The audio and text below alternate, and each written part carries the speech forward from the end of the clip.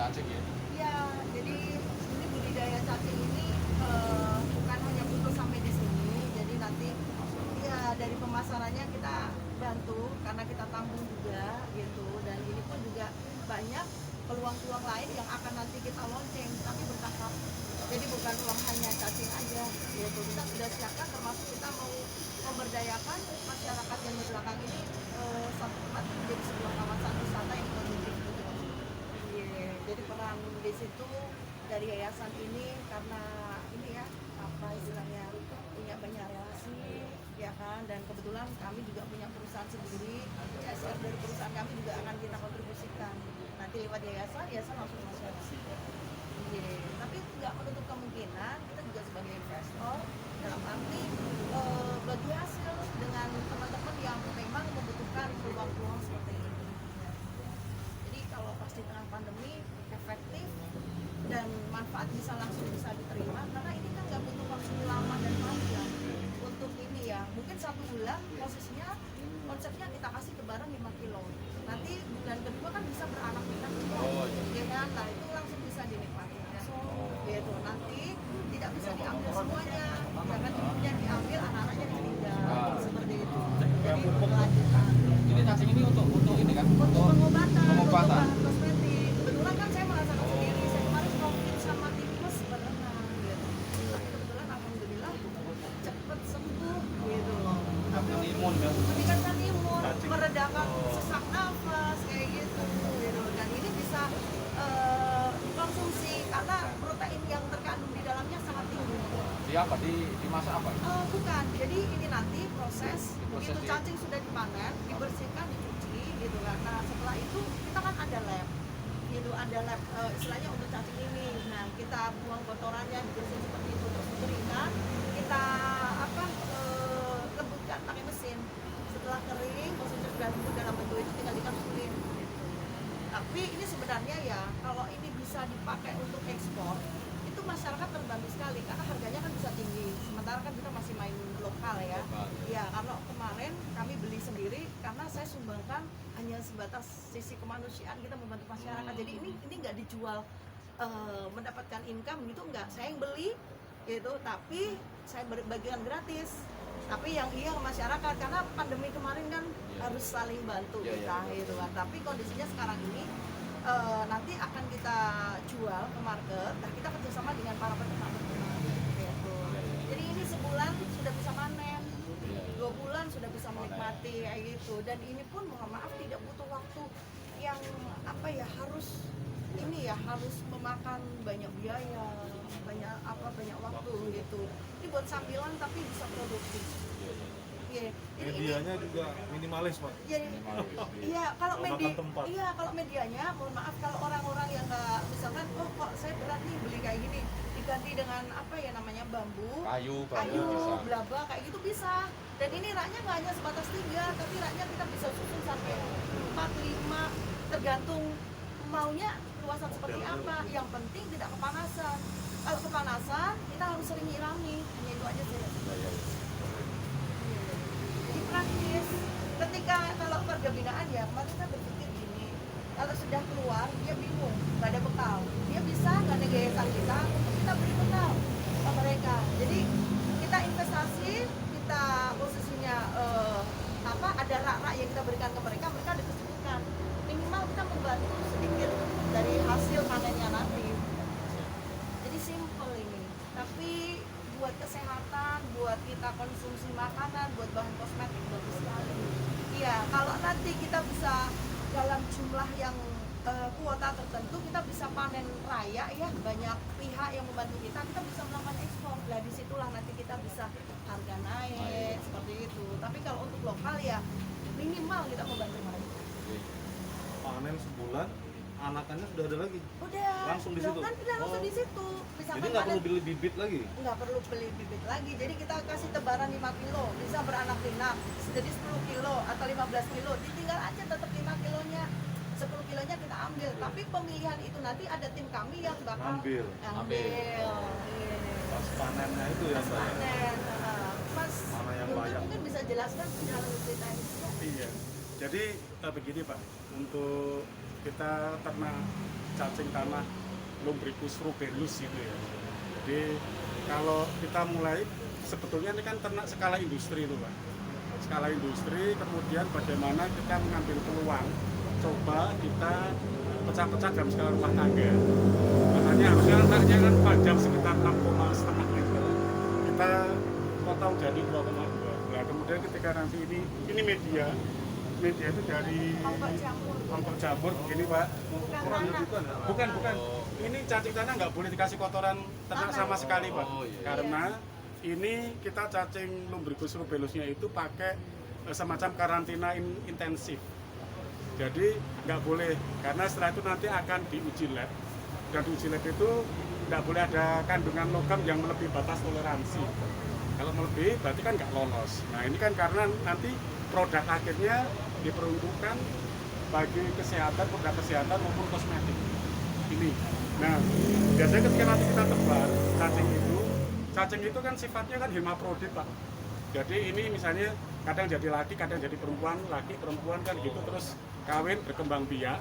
Lalu nanti yang ini, ketika pertama kita mulai proses panen kurang lebih 1,5 sampai 2 bulan. 2 bulan panen, kan ada indukan, kemudian nanti misalnya yang cukup besar kita ambil, kemudian nanti kan itu yang kita jual. Nah itu sudah ada Pak, maksudnya penampungnya, pasar sudah ada. Dan sebetulnya peluang pasarnya masih sangat besar karena memang ini masih relatif sedikit yang bergerak dalam bidang budidaya cacing Lumbricus rubellus itu. Nah, begitu. Jadi ini kita coba karena di Wa Foundation ada di sini, ya kita coba menyapa masyarakat. Nah, masyarakat untuk meningkatkan pendapatan Pak.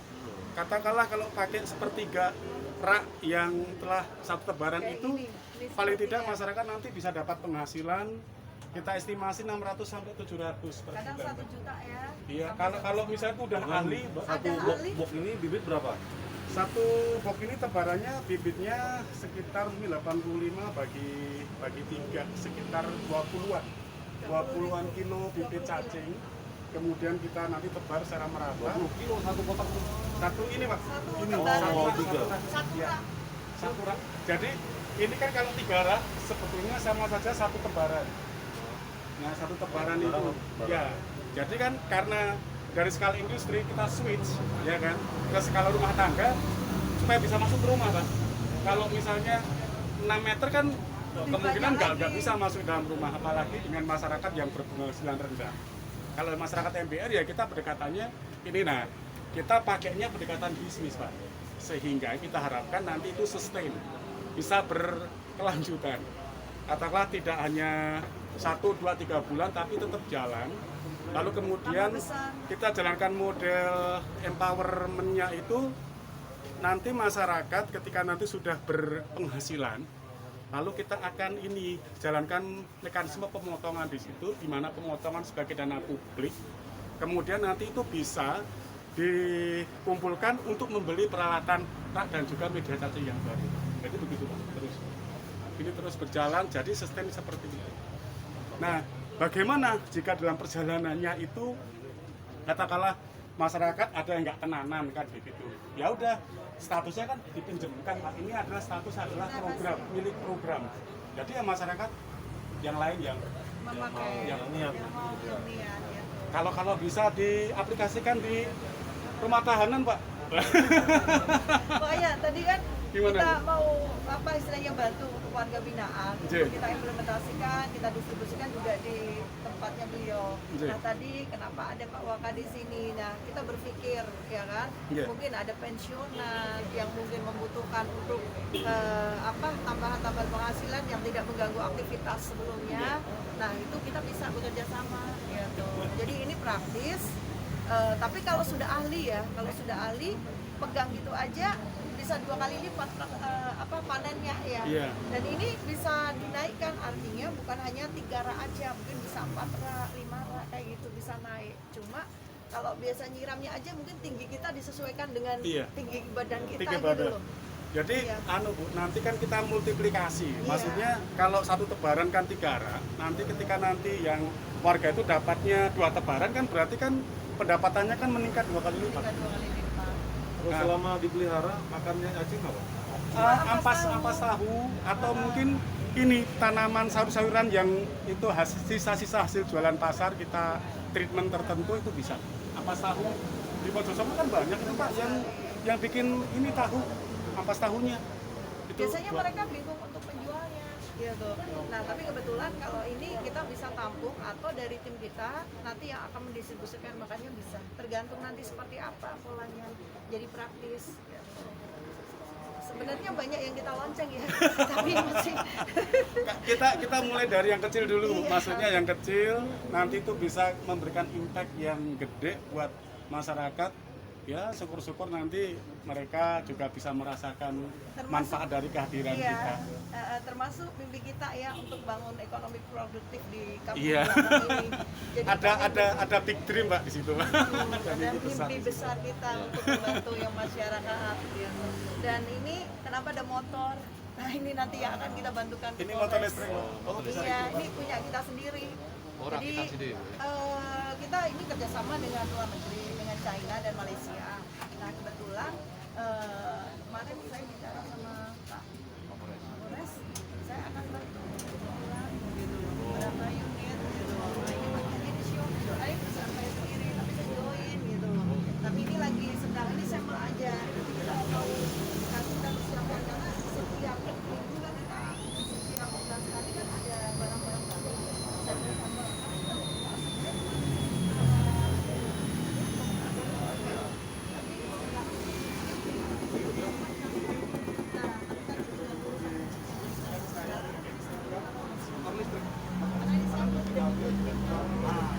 Tempat beternak cacing, tempat beternak budidaya cacing sebagai pengobatan untuk tipes.